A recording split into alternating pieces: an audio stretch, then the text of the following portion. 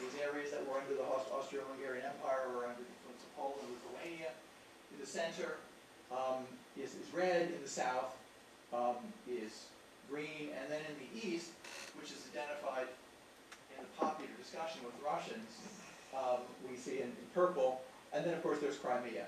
So this shows you something interesting, that although it's a small sample, the people sampled identified themselves with Crimea rather than with Russia. However, a significant number of people identified themselves with the Soviet Union. So we're thinking about these are effective people who still adhere to, vote for the Communist Party and think about the past. Okay. So we do see then a distinct divide, but the majority of even people in the East said that Ukraine was their homeland. Even in the areas which are potentially thought of as Russian conquests, by many people's discussion in the West, despite the fact that Putin says he doesn't have designs on them, those people still identify themselves, the majority, as Russian. I mean, as Ukraine as their homeland. Also, their geopolitical orientation, we notice in the Crimea, their geopolitical orientation was strongly toward Russia, but their geopolitical orientation is very divided across the rest of the country, and we have approximately equal numbers of people one side or the other. One thing that polls show is that there's no majority of population that wants to join NATO. And by the way, there's no majority of population that wants to be part of the EU either. It's fairly evenly divided, which poll you look at. So there's a lot of difference of opinion within Ukraine about this. But one thing we notice is that even in the East, there is some preference. In the South and East, there is still some preference, even for the EU. And even in the West, there's still some preference there's still some recognition, that is, of Russia. Ethnicity and language, we see the same thing. There's a big divide between East and West. One thing, once again, there's a much greater proportion of people who say they speak Russian, but don't identify with Russian. And Russian as a state language is the other controversial issue. This is one argument Russia has made, that the nationalists have suppressed the legitimate right of Russians to speak their language and have it recognized, which is true. It has been suppressed by the nationalists. I won't go into that detail.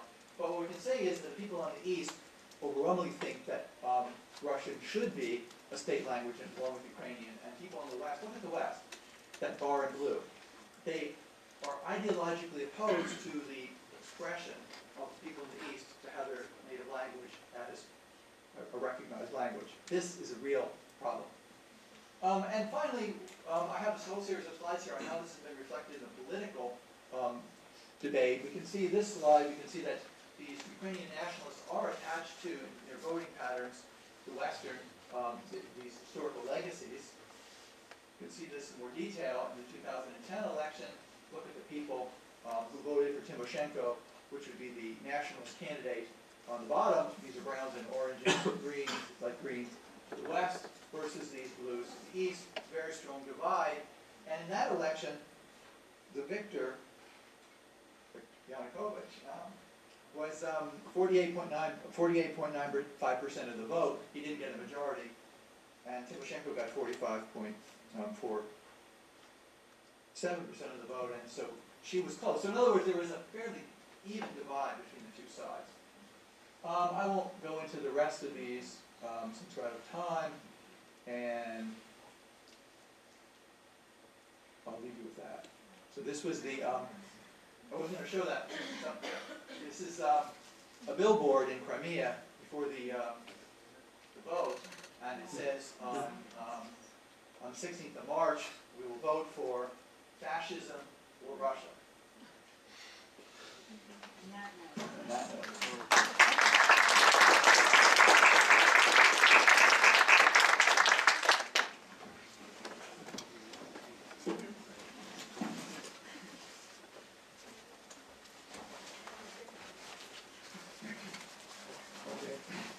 I'm the last, so I see that many people already are about to leave, but I will try to be brief and rather improvised remarks from my Czech perspective, and maybe a little bit from international law, which has not been mentioned here so far at all.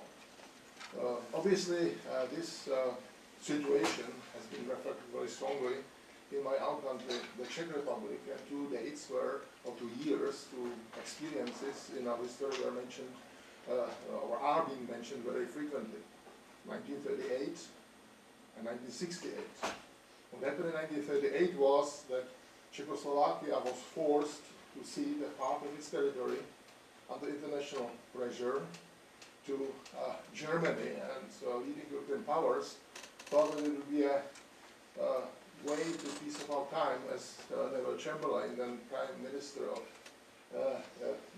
Great Britain, had to say, but it was just prelude to the Second World War.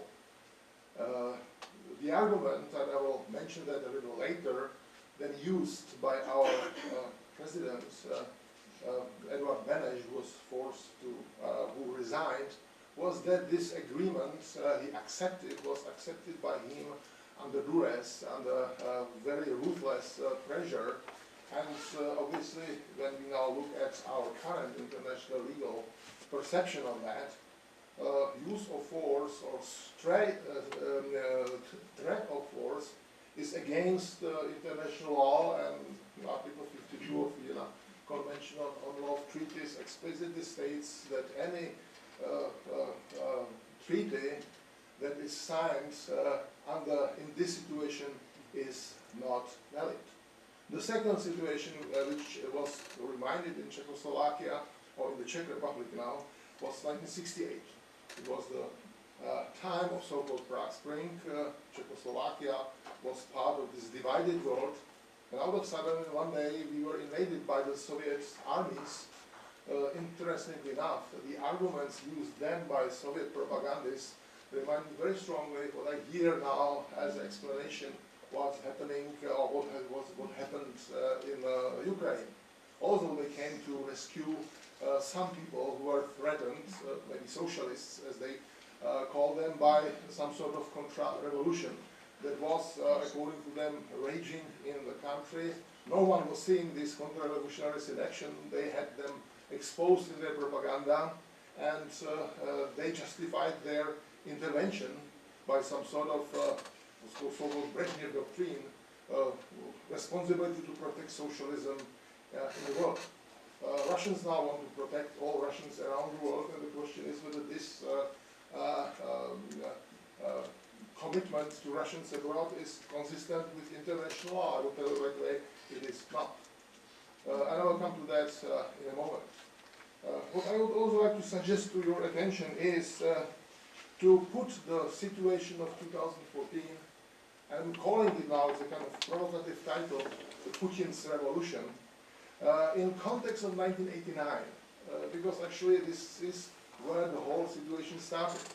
1989 was also a year of revolutions in our part of the world, the end of communism, the collapse of bipolar political structure in Europe, and so obviously the question is also legality of all these steps and situations. I cannot go into details here right now, but what I would like to stress is that as a consequence of the events of 1989, 3 federations fell apart. Czechoslovakia, Yugoslavia with a slightly tragic, in very tragic context, and also the Soviet Union. This is the beginning of, I think, psychology, collective psychology of many Russians today, and the reason why they do celebrate these days.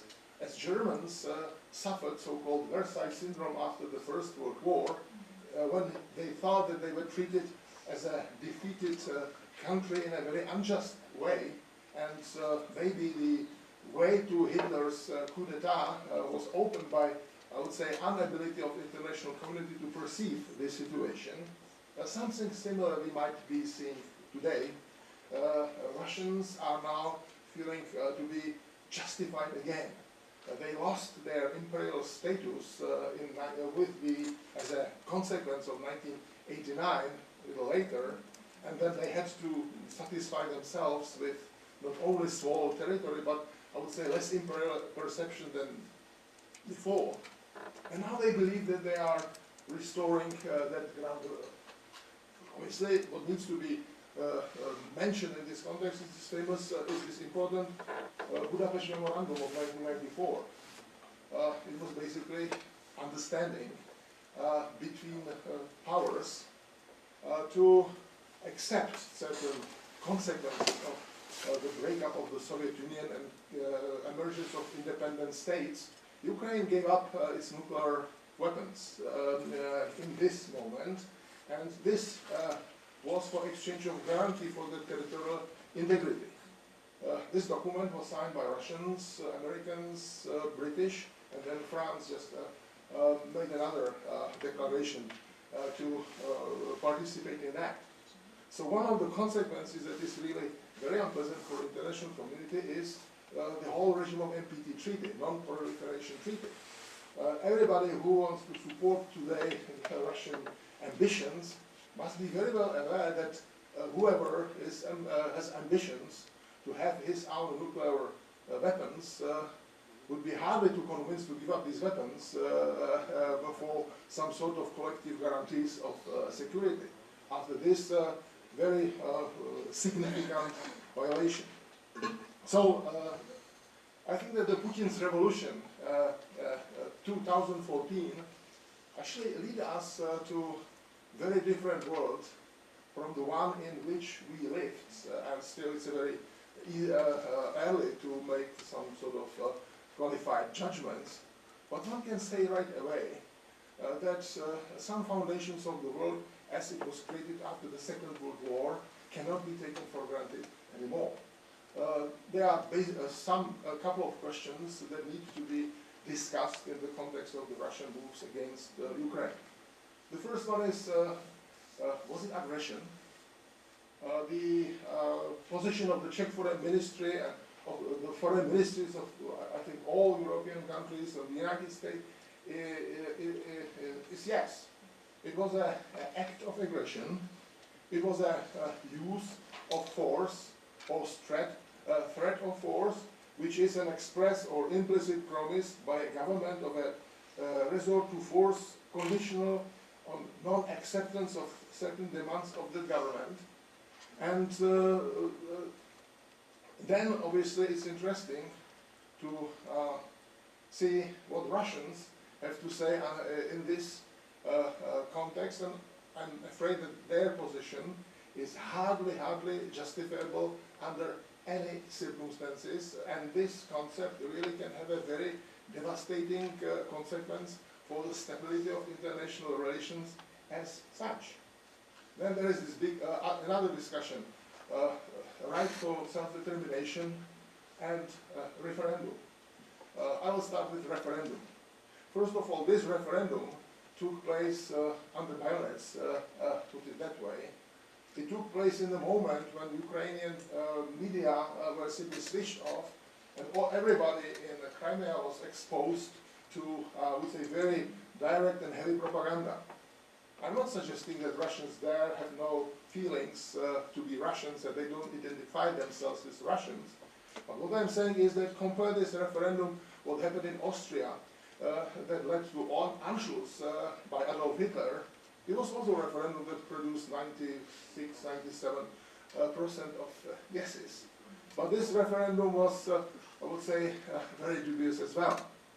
But from the international perspective, referendum is not, I would say, justified argument for secession. There should be some position of the government of that country taken also into consideration. There should be some process of negotiation. So we cannot use this argument indiscriminately. Russians also were saying is that it was a humanitarian intervention, a possible act just to help Russians in that situation in which they were. Humanitarian intervention is a concept it's very sensitive, discussed in international context, but also quite dangerous too. Humanitarian intervention is acceptable only in the situation where some people are exposed to the most brutal and most explicit violations of their human rights. Rwanda is just give you one example. and as far as we know, no Russians in Crimea or anywhere on the territory of Ukraine was exposed to such behavior. Obviously, doesn't exclude individual acts of aggression or violence, but this is nothing that can justify humanitarian intervention. Nonsense. So again, this is, and I'm not speaking about the final act here, annexation of that territory by the Russians. I read somewhere that maybe the the closest example is the creation of this Turkish entity in Cyprus. They also declared independence, but Turkish entity in Turkish Republic in Cyprus has not been annexed by Turkey. It is still today kind of independent entity recognized by Turkey only, but it is not being annexed by Turkish, by the Turkish state. So there are so many questions that really need to be taken into consideration, and it brings me to this region out here. When we see what Russians and what Putin said at his famous speech at Duma a couple of days ago, he speaks consistently with his ideologues about the birth of new Euro-Asian civilization, which is certainly less corrupt and less morally spoiled than our Western civilization. With the Russian motives, it looks like that we are back in this Huntingtonian concept of clash of civilizations. And the question is how other civilizations can work when the international law that has been the greatest stabilizer of the relationships between states and the instrument how to